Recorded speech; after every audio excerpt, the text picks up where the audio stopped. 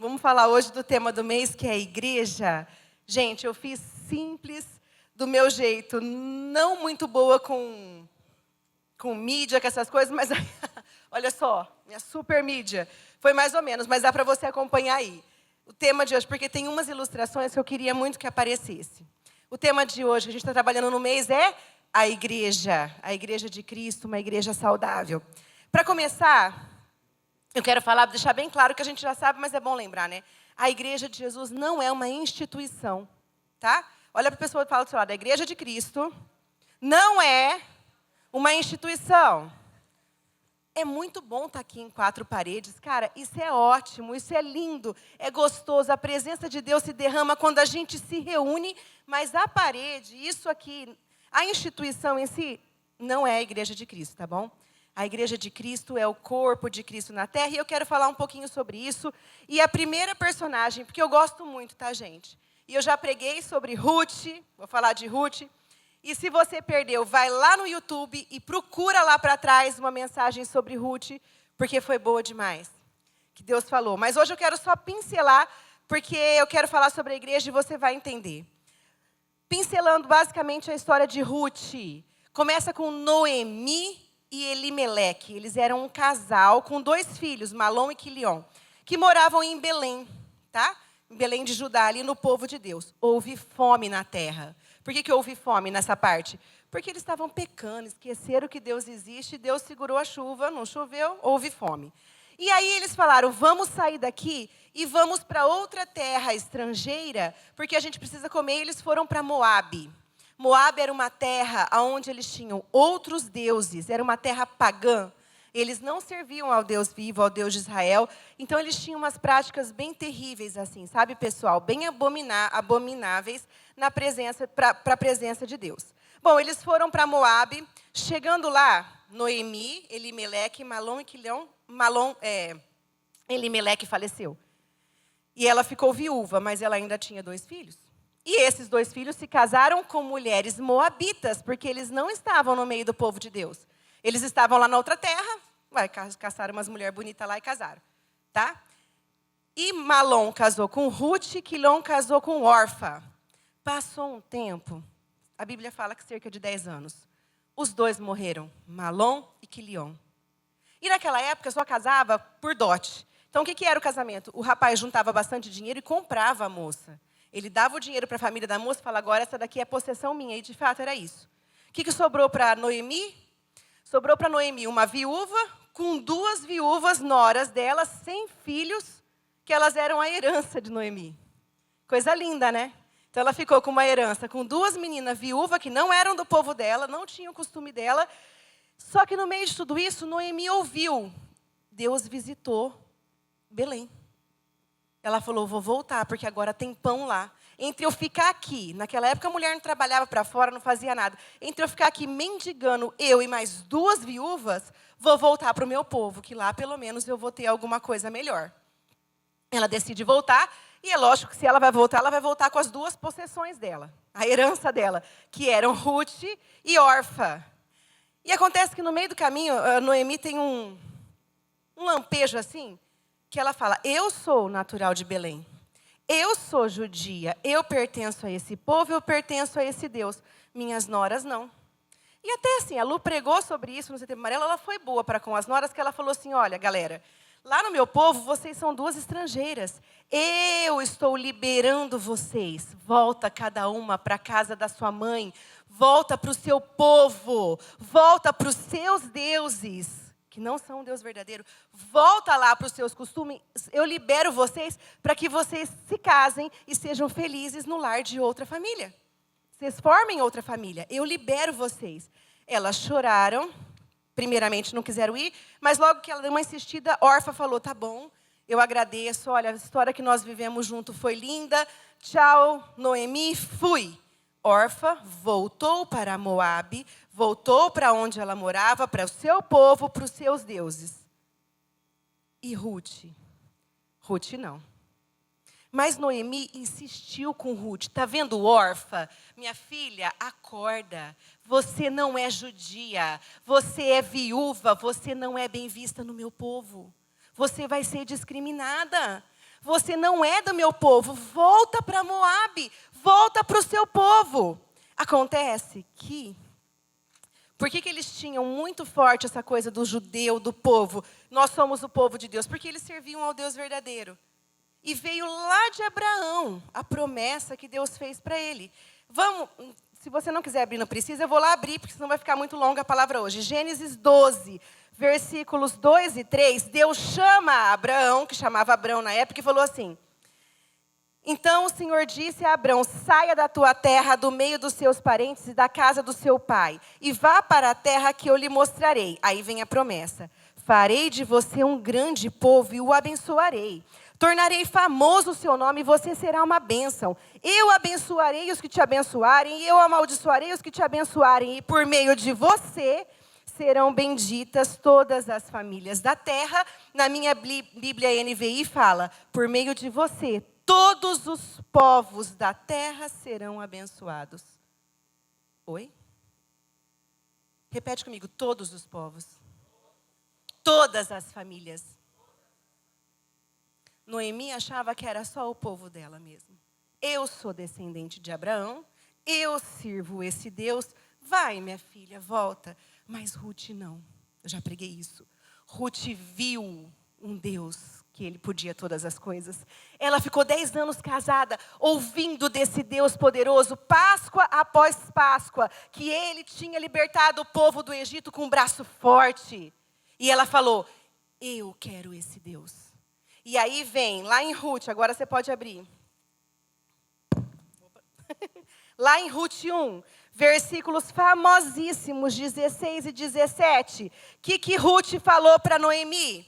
Ruth, porém, respondeu: não insistas comigo que te deixe e que não mais te acompanhe, Noemi. Porque aonde fores, irei.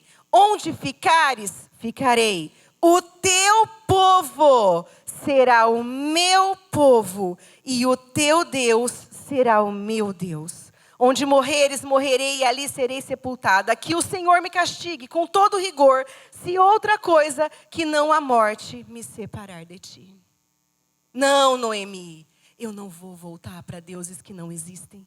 Não, Noemi, eu não vou voltar para aquele povo, porque agora eu pertenço a esse povo. O seu povo é o meu povo e o seu Deus é o meu Deus. E que Deus me castigue se isso não acontecer, porque eu quero morrer. Ela falou isso. Noemi falou: tá bom. Se é com tanta insistência que você quer ir junto comigo, vamos. Então tá bom. Noemi engoliu a vontade dela e elas foram para Belém. E a história de Ruth é linda, né, meus queridos? Porque então, em Belém, ela se casa com o resgatador dela, faz literalmente parte do povo, porque agora ela se casou de novo com o resgatador, e ela é a bisavó de Davi. Olha que lindo. Davi, que depois vem dele a genealogia de Jesus. Então, Ruth, uma boa moabita, ela entra na genealogia de Jesus. Por quê? Repete uma palavra bem curtinha, fala: fé. Mais alto, né, gente? Ruth, ela ouviu e ela creu. Ela ouviu de um Deus que podia todas as coisas. Ela viveu ali com aquele povo e foi ouvindo desse Deus. Ela falou: peraí, eu quero esse Deus para mim. Ela teve fé. Ela creu. E aí, agora nós vamos para o Novo Testamento. Jesus, em seu ministério aqui na terra, certo dia, ele decide, na telha de Jesus, dar uma desviada da rota. Abram para mim Mateus 15. Esse é um dos pontos-chave da nossa pregação hoje. Mateus 15. Eu passei a vida encanada com esse texto. Versículos 21 a 28. Nós vamos ler por partes, para eu já ir explicando, senão não vai dar tempo. Mateus 15, 21 a 28, fala de uma mulher cananeia. E o título é: uma mulher cananeia demonstra fé. O que é cananeia, pessoal? Vocês sabem? Vamos começar a ler. Mateus 15, versículo 21. Saindo daquele lugar, Jesus estava na circunvizinha, assim, perto de Jerusalém, dentro do território judeu. Só que ele decide dar uma escapada.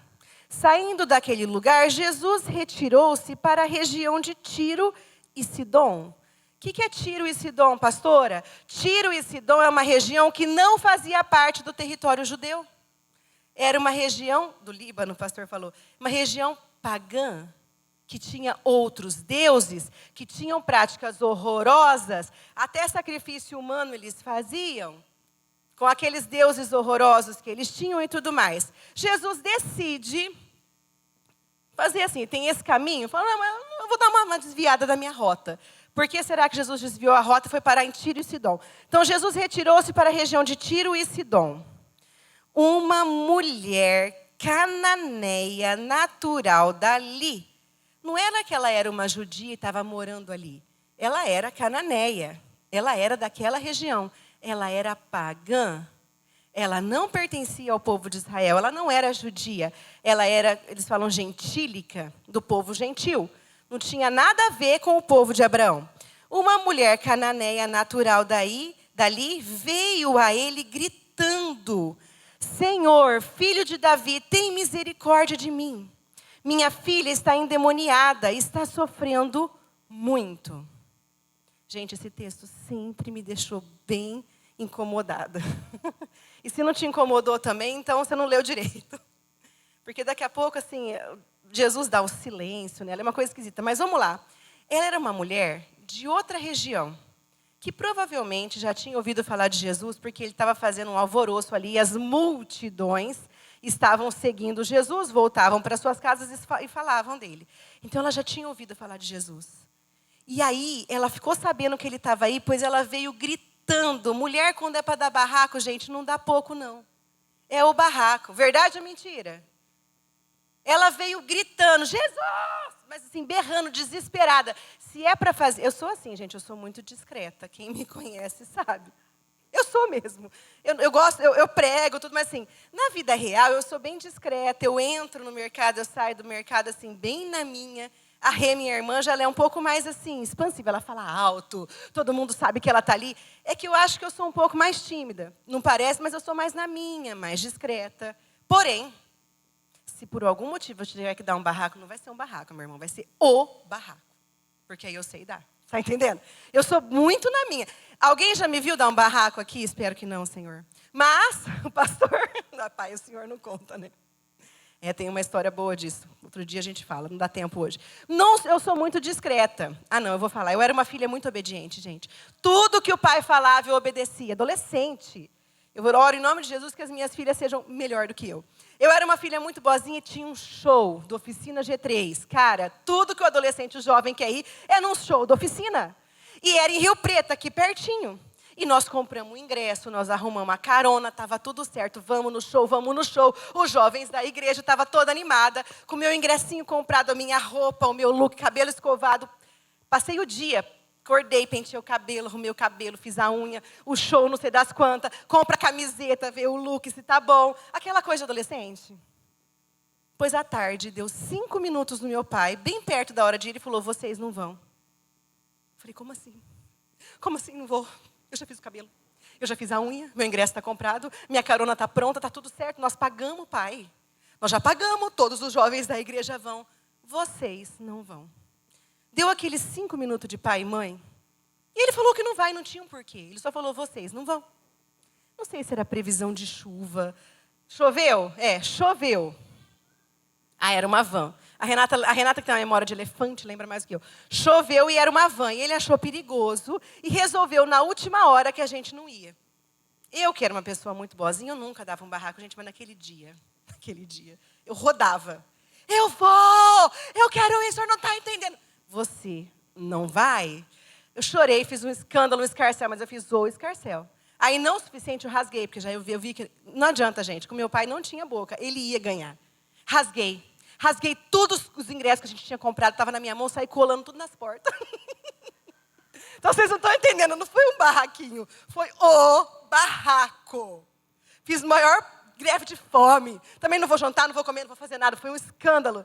Você foi, meu irmão? Eu não fui. Cada uma para o seu quarto, meu pai falava, as 3 dormiam no mesmo quarto. Não sei que lógica era essa. Colei tudo nas portas. Resumindo, não fui, passou no outro dia, todo mundo foi, voltou, conversei com o pai, me arrependi, pedi perdão, estou aqui até hoje, né? Mas, gente, eu não sou uma pessoa de dar barraco. Porém, se for para eu dar o barraco, não vai ser um barraquinho, vai ser o barraco. E eu acredito que a mulher sírio-fenícia estava nessa. Por que ela deu barraco? Porque ela se viu em desespero. O que ela falou? Senhor, filho de Davi, me socorre, minha filha está gravemente endemoniada. Gente, é um nível de desespero para uma mãe gritar a plenos pulmões, para a cidade inteira ouvir, para o mestre ouvir, para os seguidores dele ouvirem que a filha dela estava endemoniada. É o tipo de coisa que você fica quieta e não conta para ninguém, né? Você fica quietinha, você fala, eu não vou falar a plenos pulmões para todo mundo ouvir que a minha filha está endemoniada. Mas ela estava desesperada. Número 1, número 2, ela sabia que só ele podia fazer alguma coisa. Porque nessa altura do campeonato, ela já devia ter gastado dinheiro com tudo, já devia ter tentado tudo, toda a magia, toda a feitiçaria, todo o médico, tudo, e nada resolveu. Peraí, então ele pode resolver. Aí ela deu o barraco. Só que no barraco, eu quero que você ouve, ela gritava o seguinte, Senhor, primeira palavra, Senhor. Ela era sírio-fenícia. Ela não tinha esse Senhor. Mas ela reconheceu o senhorio de Deus, o senhorio de Jesus. Ela estava ali gritando, Senhor, para Jesus, porque ela reconhecia o senhorio dele. Segunda coisa que ela gritou, Filho de Davi. Por quê? Ela reconhecia o legado de Jesus, que ele era rei. O que foi Davi? Simplesmente o maior rei de Israel. Falado por todos, tal. Eles estavam esperando o segundo Davi para libertar Israel. Então ela falou, filho de Davi. Ela reconheceu. Ela entronizou Jesus. Ela colocou Jesus no trono. Espera aí, o Senhor é rei. Senhor, filho de Davi, tem misericórdia de mim, que não sou nada sua. Mas eu acredito. Eu não sou do seu povo, eu não sou judia. Não sou, mas eu acredito. Vamos ver a resposta de Jesus, coisa linda. Ela falou, minha filha está endemoniada, está sofrendo muito, versículo 23. Mas Jesus não lhe respondeu palavra alguma. Nada. Com tudo isso da mulher, Jesus deu para ela um belo de um silêncio. Eu quero que você fale para o seu amigo aí, o silêncio de Deus provoca a nossa fé. Jesus deu o silêncio por uma coisa, por um motivo. Jesus ficou quieto. Então, versículo 23, mas Jesus não respondeu palavra alguma. Então, os seus discípulos, que eram descendentes de Abraão, que eram judeus, se aproximaram dele e pediram, manda-a embora, pois vem gritando atrás de nós. Cadê o José Emílio? Ele fala assim, barraqueira. É muito bonitinho ele falar, manda a barraqueira embora. Está causando tumulto, o senhor não está vendo? Despede essa mulher.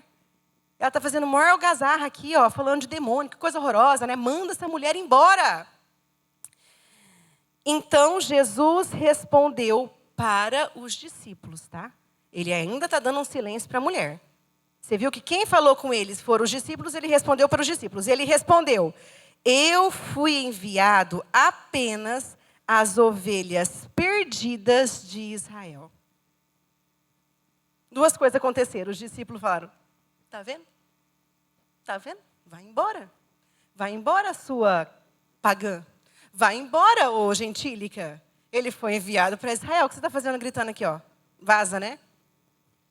E aí, os gentios naquela época eram vistos como cachorros, porque era um animal, tipo assim, insignificante, tá? Por isso que você vai ver esse termo mais para frente. Então, assim, filha, você não faz parte do povo, você é animal de estimação, sai. É mais ou menos por aí. Os discípulos falaram, tá vendo? Só que presta atenção na fala de Jesus. Eu fui enviado apenas ovelhas o quê? Perdidas de Israel. Ele estava perdido, não estava nem sabendo. Eu fui enviado, não é para vocês, povo maravilhoso, filhos lindos, ó, perfeitos. Não, vocês estão tudo perdidos. Está na mesma condição da mulher. A mulher veio, escutando isso, a mulher veio, adorou-o de joelhos e disse, Senhor, ajuda-me. Presta atenção. Mais uma vez ela fala, Senhor, o Senhor é o meu Senhor, só o Senhor pode resolver meu problema. Ela adorou Jesus de joelho e falou, me ajuda. Eu sei que só o Senhor pode. E essa rendição, essa atitude de ajoelhar, já demonstra uma humildade. Por que se não falar uma humilhação? Ela estava se humilhando aos pés de Jesus. Eu sei que eu não sou judia, mas me ajuda. Continuando, versículo 26. Ele respondeu, Jesus para a mulher: não é certo tirar o pão dos filhos e lançá-lo aos cachorrinhos. Já que você está aqui no meu pé e você reconhece que você não é do meu povo, olha o que as pessoas pensam. Olha só, não é certo tirar o pão do povo e dar para os cachorrinhos, né? Ele está de novo provocando a fé daquela mulher, vendo até que ponto ela ia. E aqui ela responde uma coisa linda. Ela, porém, disse: sim, Senhor, mas até os cachorrinhos comem das migalhas que caem, eu vou chorar, tá? Da mesa dos seus donos. O que ela começa? Ela fala: sim, Senhor. De novo ela fala: o Senhor é o meu Senhor. O Senhor é o meu dono. Sim, Senhor. Eu sei que eu sou um cachorrinho. Eu sei que eu não sou judia. Eu sei que eu sou pagã. Eu sei dos meus pecados. Eu reconheço a minha condição de pecadora. Mas eu quero me alimentar do que cai da sua mesa. Que lindo. Ela reconhece a condição que ela era. Eu não sou do teu povo, Senhor. Mas até os cachorrinhos, eles se alimentam das migalhas que caem da mesa dos seus donos. Senhor, eu não sou judia, mas tu és o meu dono. Porque eu sei que só do Senhor vem a vida, que só o Senhor pode curar. Ela aceita Jesus como Senhor e Salvador ali naquela hora. Vocês estão entendendo? Ela fez a confissão do pecador. Eu sou pecadora, eu sou pagã, mas o Senhor é o meu dono. E até os cachorrinhos se alimentam dessas migalhas. Ao passo que Jesus respondeu: mulher, grande é a sua fé. Seja feito conforme você deseja. E naquele mesmo instante, a sua filha foi curada. Mas não foi só a filha que foi curada, não. Ela foi salva. Sabe quando Jesus fala: a tua fé te salvou? Ela foi salva. Por que ela foi salva, pastora? Porque ela reconheceu a situação dela. Ela reconheceu o senhorio de Jesus. Ela reconheceu que Ele era o dono dela. Mesmo que para todo Israel e para todo aquele povo ela fosse apenas uma pagã. Mas ela sabia que era entre ela e Jesus. Que Ele a aceitava. E que Ele podia ser o Senhor dela. E que Ele era o dono dela. O que Ruth e a mulher cananeia têm em comum, gente? Vocês podem me falar? Uma enorme fé. Uma enorme fé. A fé de quem viu algo melhor, de quem viu o Deus único, o Deus verdadeiro, o Deus poderoso. E ela falou: é isso que eu quero para mim. E são duas mulheres pagãs que não faziam parte da promessa de Abraão, que não eram do povo de Israel, porém elas foram tocadas, transformadas, tiveram suas histórias transformadas, elas foram salvas. Amém? Pastora, vamos lá. O que Jesus fala sobre si mesmo em Lucas 12, 49? Vamos lá que eu vou abrir. Pode abrir aí, Lucas 12, versículo 49. Que é o que Jesus estava fazendo ali. Certo momento, Jesus disse assim: vim trazer fogo à terra, e como gostaria que já estivesse aceso. Jesus fala de si mesmo como um incendiário. Eu vim trazer fogo nessa terra. E como eu gostaria que já estivesse aceso. Vamos falar só um pouquinho do fogo. Pode colocar, acho que a próxima é a ilustração, né? Troca aí, Alex. Isso.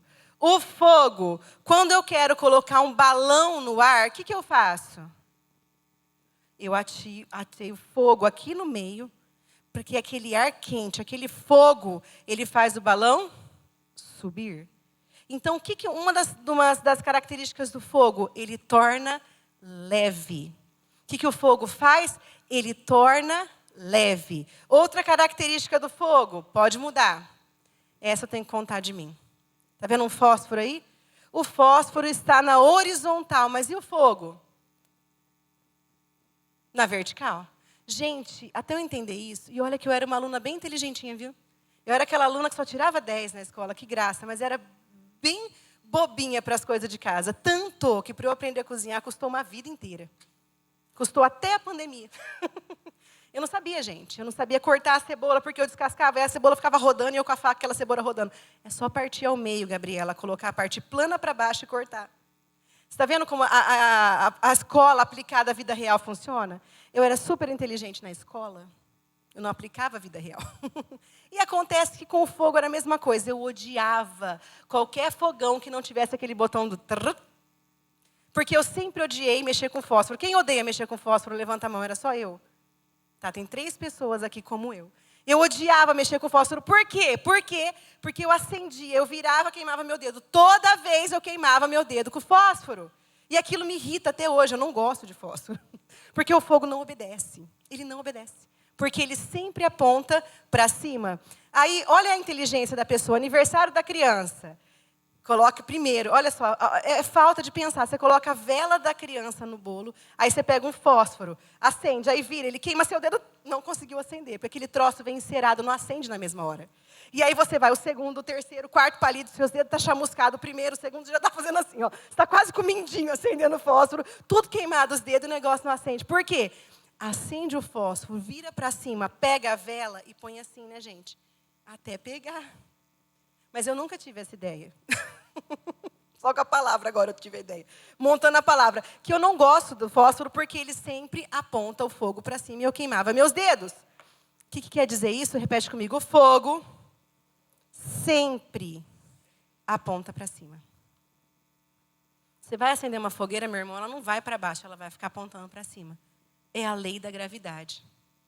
Na verdade, é a lei de Deus. A terra está planando aonde ela tem que estar, sem ir para cima e nem para baixo, ela está certinha, porque o centro da terra é uma camada de fogo, que Deus, em sua infinita sabedoria, colocou. E o cientista descobriu, mas é a sabedoria de Deus. E o fogo deixa leve, deixa suspenso, e sempre aponta para cima. Outra característica do fogo é óbvio que ele ilumina.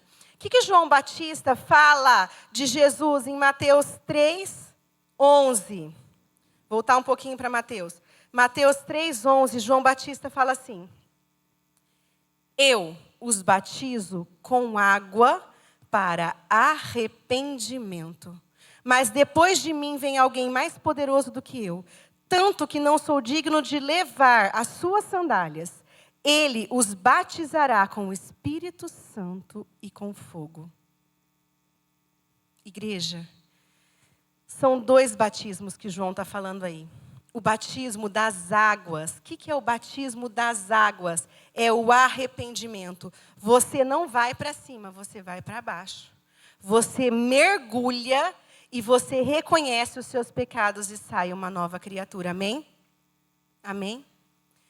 A mulher sírio-fenícia, ela se ajoelhou e reconheceu a sua condição de pecado. O batismo com as águas é isso. Você vai ficar submerso e dali você levanta uma nova criatura. E o batismo com fogo? O batismo com fogo é depois, quando você já aceitou Jesus. E Ele te batiza com o Espírito Santo. Você recebe o Espírito Santo, que nada tem a ver com orar em línguas, tá, pessoal?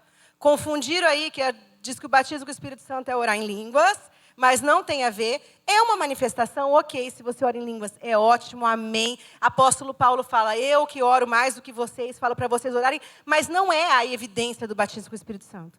O batismo com o Espírito Santo é, você recebeu Jesus como o Senhor e Salvador da sua vida. Você pede, você recebe o Espírito Santo, porque você é uma nova criatura, amém? Mas tem uma evidência, sim. O batismo com o Espírito Santo é o batismo com fogo. Qual é a evidência que o batismo do Espírito Santo, que é um batismo com fogo? Ele te deixa mais leve. Ele vai te tirando do mundo. Não quer dizer que você vai flutuar e vai morrer.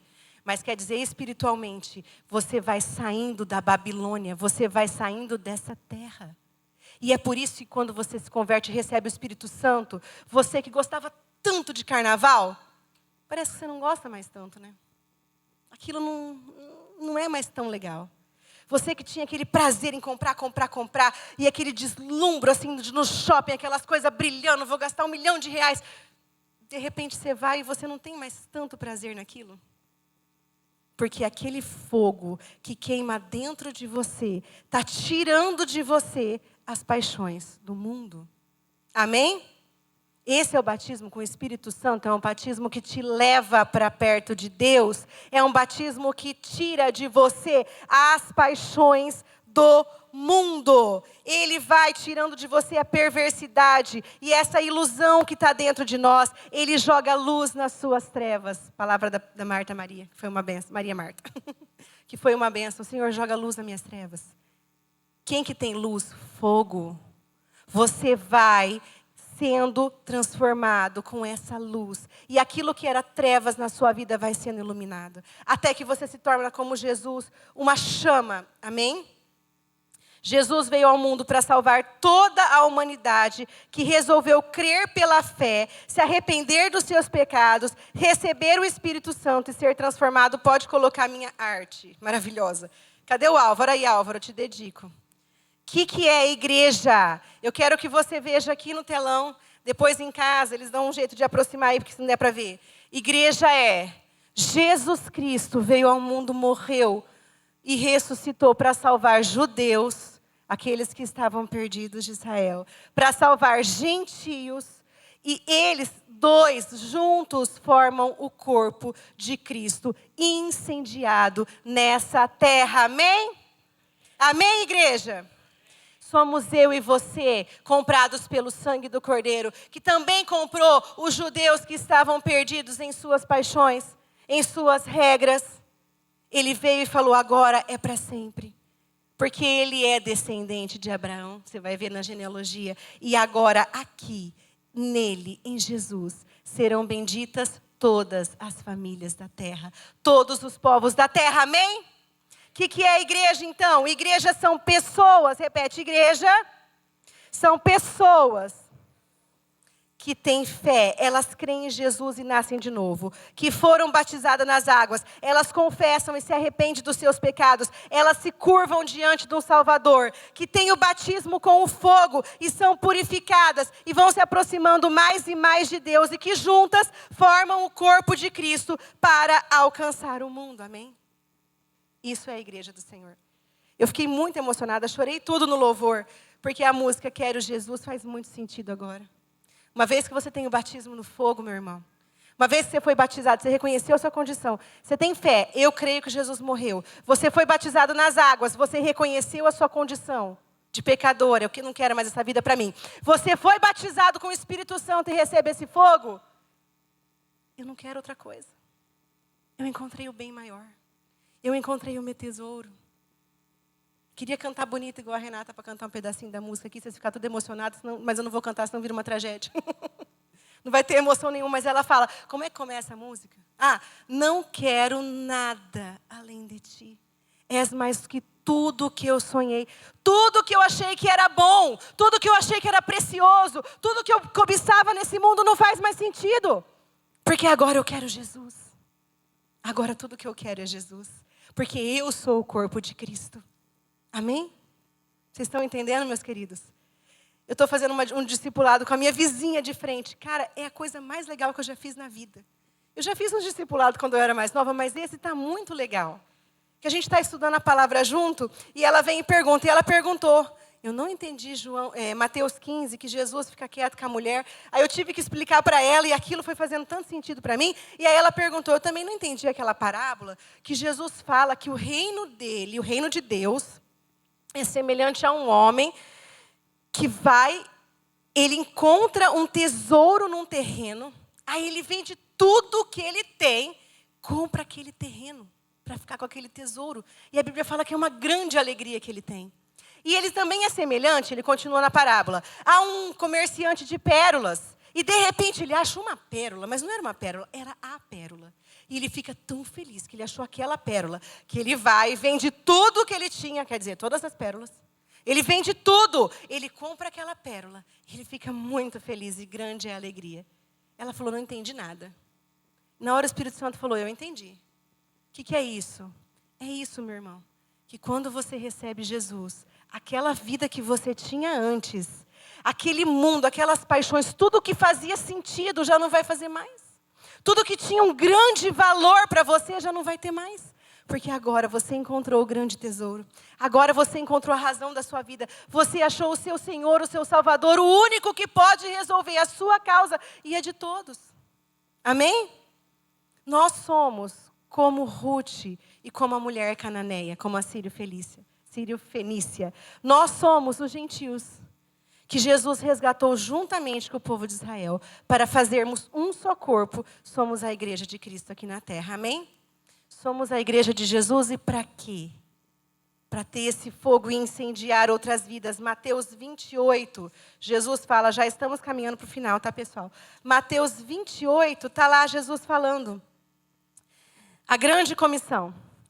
Jesus diz lá no versículo 19 e 20, portanto, vão, igreja, você que tem fé, que aceitou a Cristo, me aceitou como Senhor e Salvador, que foi batizado com água e com fogo, vocês todos vão e façam discípulos de todas as nações, batizando-os em nome do Pai, do Filho e do Espírito Santo.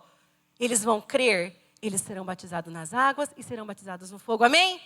Assim como nós fomos. São 3 passos. Fé, batismo nas águas e batismo no fogo. Então vocês vão e vocês farão discípulos, ensinando-os a obedecer a tudo que eu ordenei a vocês. E eu estarei sempre com vocês até o fim dos tempos. Amém? Amém? Sabe por que ele vai estar com a gente, querido? Porque ele é o cabeça. Você já viu uma mula sem cabeça andando por aí? Eu nunca vi. A igreja de Cristo não é a mula sem cabeça. A igreja de Cristo não resolve a sua vida sozinha porque ela é um corpo que ela se resolve. Tem muita igreja mula sem cabeça por aí, instituição, achando que tem que fazer as coisas do jeito que quer.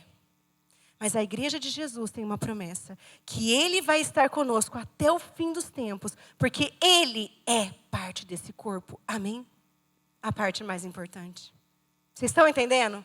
Isso é igreja. E para acabar, eu estava no meu carro indo montar a palavra, escrever.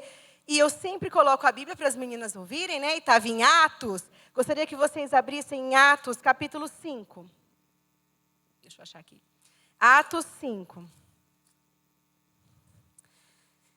Não dá tempo de ler tudo, porque o texto é grande. Mas Atos 5, no versículo 12 até o 16, fala assim: os apóstolos curam muitos doentes. Aqueles discípulos de Jesus. Eu amo esse exemplo da Edmeia. Ela fala, os discípulos de Jesus andaram 3 anos com Jesus, ouvindo a palavra, e fizeram o quê? Só Jesus passar vergonha. Um queria sentar do lado direito, do lado esquerdo. Eles viviam brigando por causa de poder, não sei o quê. Aí o outro foi e cortou a orelha de Malco. Só fizeram Jesus passar vergonha. Porque eles ainda não tinham o batismo com fogo. Eles ainda não tinham passado por todo o processo. Jesus falou, espera que vai descer o Espírito Santo. E quando... não sai fazendo bobagem, não, meus queridos. Espera para você receber o Espírito Santo. Aí ele falou, vocês esperam. Quando receber o Espírito Santo, aí eu envio, aí vocês vão. Eles fizeram direitinho. Eles ficaram esperando. Assim que eles receberam o Espírito Santo, aí eles saíram. Saíram falando, saíram pregando. E aí eles saíram fazendo muitos milagres. Está aqui em Atos 5. Os apóstolos realizavam muitos sinais e maravilhas no meio do povo. O que gerou? Dor de cotovelo. Ciúmes dos grandões de Israel. Aqueles que realmente achavam que eles eram maior que os outros. Quem que eram? Os mestres da lei, os fariseus, saduceus. Aquele povo. Gente, fariseu e saduceu era partido político, tá? Eu sei que a gente fala, mas era partido político deles.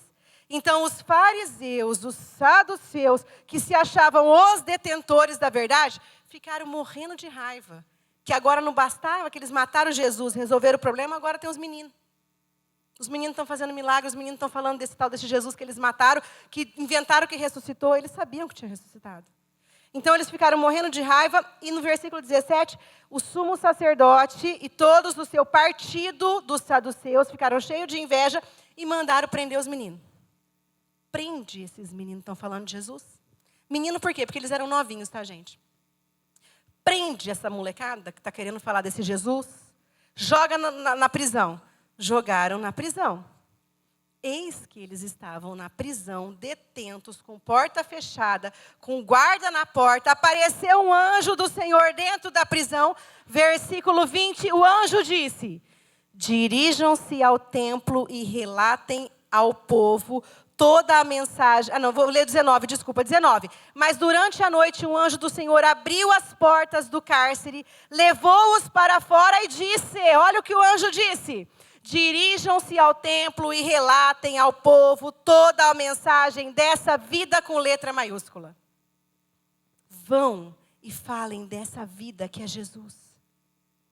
Cara, o anjo entrou e meio que transladou eles. Por quê? Porque aí, se você continuar lendo, no outro dia de manhã, eles se reuniram, os partidos políticos, falaram lá, chama lá os meninos na cadeia. Foram na cadeia, chegaram na cadeia, os guardas bonitinho, a porta trancada, passaram os guardas, abriram a porta, cadê os meninos? Não estava lá. Como assim? Como assim eles não estavam lá? Não estavam lá, eles tinham saído sem abrir porta natural e sem os guardas perceberem. Deus transladou, Deus tirou os meninos dali e libertou. E eles estavam aonde? No templo, obedecendo aquilo que o anjo falou. Vocês vão e vão falar da mensagem da vida. Aí eles falaram, pega esses meninos no templo e traz aqui, porque a gente vai interrogar. Pegaram os meninos, levaram para eles. E aí começaram a falar, interrogar. Pedro e os outros responderam. Eles falaram assim, vocês não vão falar mais de Jesus. Chega dessa farsa, chega desse homem. Não é mais para falar desse Cristo. Pedro respondeu, é preciso obedecer antes a Deus do que os homens. Isso é igreja. Igreja de Jesus obedece a Deus e não aos homens. Custe o que custar. Podia custar a vida deles. Porque eles já foram presos. Agora, eles podiam ser sentenciados à morte, né? Não interessa. É preciso obedecer, porque Jesus já tinha comissionado, o anjo já tinha falado, vai e fala. Não vou parar de falar. Eu sinto muito que o Senhor não quer ouvir. Eu sinto muito o que o Senhor tem a dizer. Eu vou continuar falando, porque é preciso obedecer antes a Deus do que os homens. Continua. Eles ficaram revoltados, começou a dar uma loucura neles. Levantou um deles, que era fariseu, chamado Gamaliel. Falou, tira os meninos daqui que eu preciso falar uma coisinha para vocês. Tiraram os meninos. Olha a fala de Gamaliel. O louvor já pode vir subindo, tá, pessoal? Porque hoje eu não vou atrasar em nome de Jesus. Olha a fala de Gamaliel. Versículo 35. Gamaliel lhes disse, israelitas, considerem cuidadosamente o que pretendem fazer a estes homens. Há algum tempo apareceu Teudas, reivindicando ser alguém, e cerca de 400 homens se juntaram a ele. Ele foi morto e todos os seus seguidores se dissiparam e acabaram em nada. Ô, galera, vocês esqueceram que apareceu um cara que chamava Teudas também? E falou que ele era grande coisa, ele era o Messias. Aí ele foi morto e os seguidores sumiram. Aí ele continua. Depois desse Teudas, no dia do recenseamento, apareceu Judas, o Galileu, que liderou um grupo em rebelião. Ele também foi morto e todos os seus seguidores foram dissipados. Apareceu outro carinha falando que era o Messias, sem ser esse Jesus. E ele foi morto e cadê os discípulos deles? Acabou, sumiram, não tem mais. Então, Teudas foi morto, acabou os seguidores. Esse Judas aí foi morto, acabou os seguidores. Aí olha o que ele fala. Portanto, nesse caso, eu os aconselho, deixem esses homens em paz e soltem-nos. Se o propósito e a atividade deles for de origem humana, fracassará. Porém, se proceder de Deus, vocês não serão capazes de impedi-los. Amém? Posso ouvir um aleluia?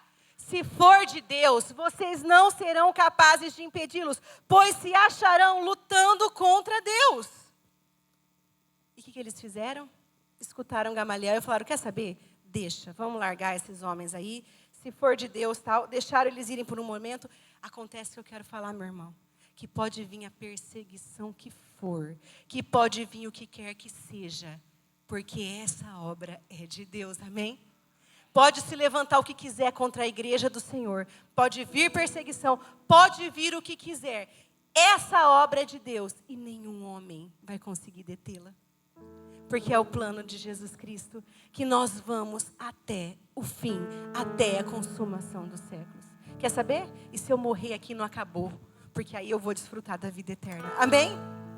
Então eu vou até o fim e vou pregar até o fim. Eu não sei até que ponto a gente vai estar. Pode ser que a vinda de Jesus, muitas vezes a gente corre o risco de fazer igual o povo judeu, fica imaginando como é que vinha o Messias. Quando veio o Messias, eles não reconheceram, porque não era do jeito que eles queriam. Às vezes a gente fica imaginando a vinda de Jesus, porque você leu lá Apocalipse e tal, você fica fazendo um filminho na sua cabeça, ou fizeram um filme e você acha que tem que ser aquilo. Mas às vezes não vai ser daquele jeito. Mas não importa o jeito. Importa uma coisa, eu sei, que eu vou até o fim, porque eu sou o corpo de Cristo e nada vai parar a igreja do Senhor, amém? Se um dia baixar a porta de tudo que é igreja física, tudo que é instituição e fechar, a igreja não vai parar, amém? Porque nada pode parar a igreja do Senhor. Porque existe um cabeça que é Cristo e nós somos o seu corpo. E para terminar, eu quero falar o último versículo, o versículo 42 de Atos 5. Eles saíram açoitados e ficaram felizes que foram açoitados por causa de Jesus. E diz assim: todos os dias, no templo e de casa em casa, não deixavam de ensinar e proclamar que Jesus é o Cristo. Amém? Cutuca a pessoa do seu lado e fala: isso é ser igreja. Pode cutucar e falar: isso é ser igreja. É de casa em casa, é todos os dias você proclamar que Jesus é o Cristo, amém? Nós estamos lá na escola. Você pode falar: pastor, é fácil, é uma escola cristã. Você fala de Jesus, mas a gente tem uns problemas lá lutando. Precisamos de uns milhões. Para falar a verdade, ninguém constrói prédio com 1000, né? Precisamos lá de uns milhões, precisamos de uns milagres loucos. Sabe que tanto que eu estou preocupada? Nada. E eu estou me admirando. Dessa vez eu não estou nem perdendo sono. Eu estou zero preocupada. Porque se essa obra é de Deus, ninguém vai parar, amém? E esse problema é dele, ele resolve. E eu vou proclamar até o fim. E demorou para cair minha ficha, que a pastora Beth fazia isso sempre, glória a Deus. É um efeito, gente. É para você acordar. Quem está dormindo já fica em pé e acorda, que nós vamos terminar louvando hoje. Pode ficar em pé de verdade. Pessoal, pastora Beth fazia isso. E eu era criança, eu não entendia. Eu odiava ir no mercado. Porque toda vez, tira esse efeito em nome de Jesus, já deu. Toda vez que eu ia no mercado com a pastora Beth, era 3 horas. Mas não era 3 horas de compra, meu irmão. Era 3 horas dela pregando para alguém, ou para 2, ou para 3 pessoas. Ela pregava a tempo e fora de tempo. E glória a Deus, porque eu vivi para ver isso, amém?